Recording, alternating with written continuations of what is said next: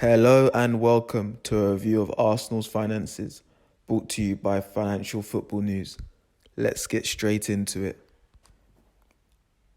Before we get into Arsenal's numbers, let's have a look at the 2018-19 season, which is what these finances are based on.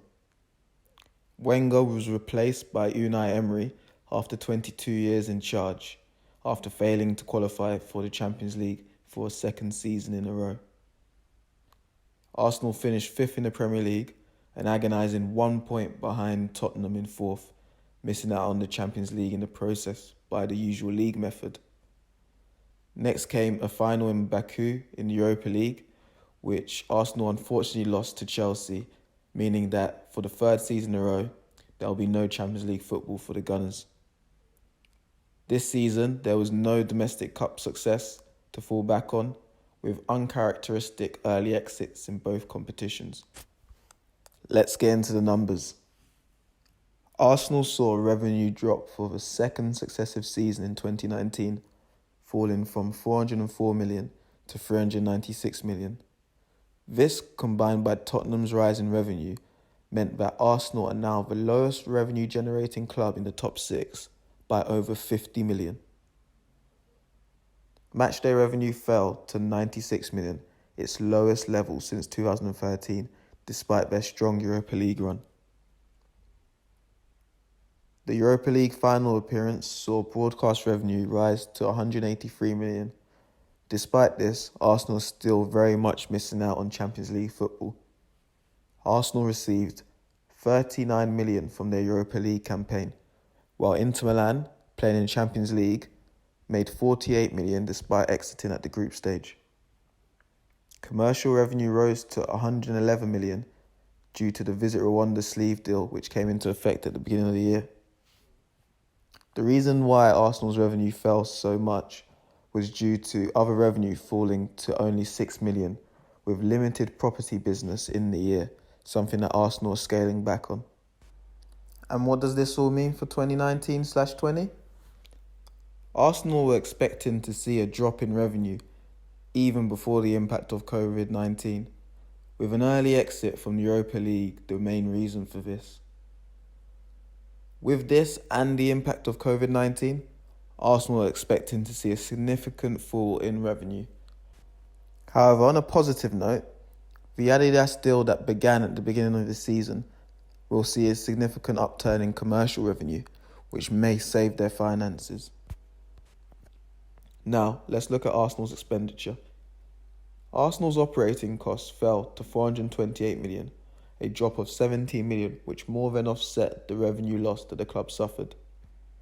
Of this, Arsenal's wage bill accounted for 235 million, a fall of 5 million from 2018's number.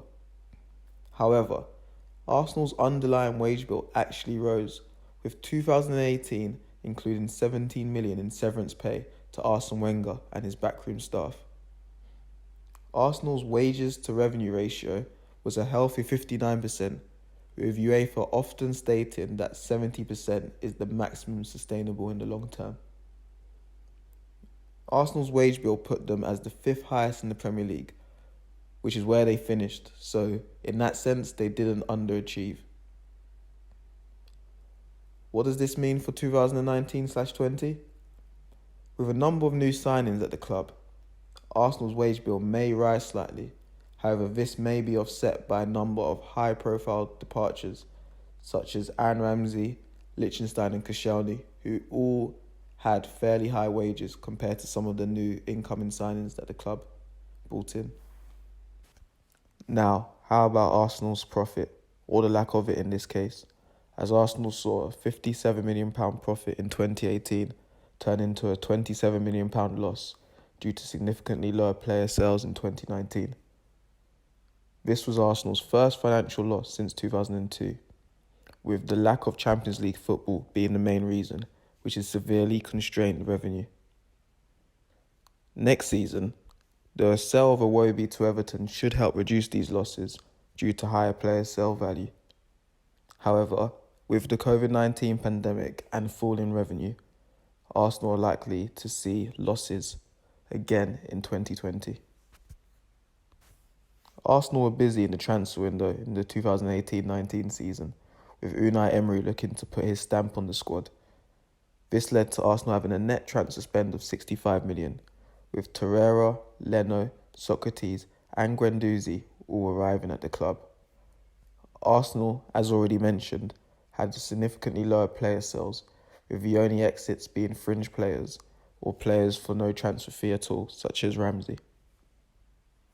This saw Arsenal's profit on player sales plummet from a huge 120 million to only 12 million. Hence the reason that the club made such a big loss in the year.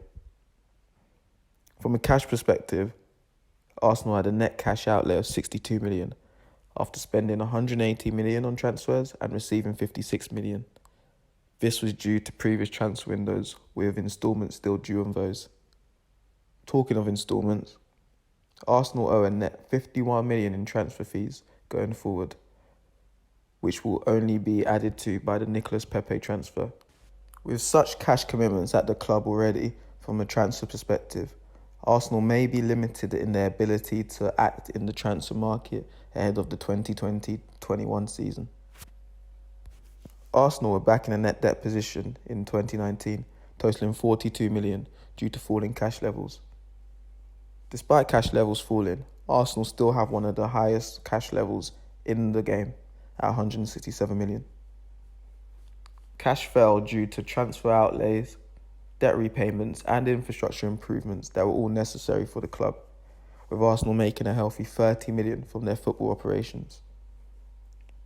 Debt as of the summer of 2019 was 209 million, with interest rates varying between 3 to 7%, which is fairly high in the current climate.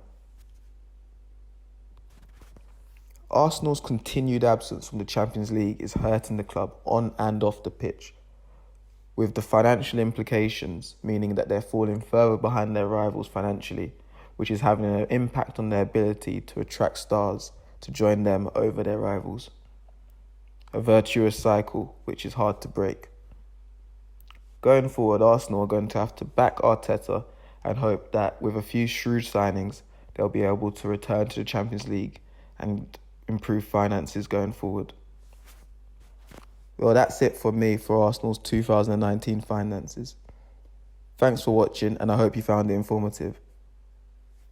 Should you want to see any more of these, please like, subscribe and comment, and I'll crack out a few more for different clubs in the Premier League and Championship. Have a good day. Cheers.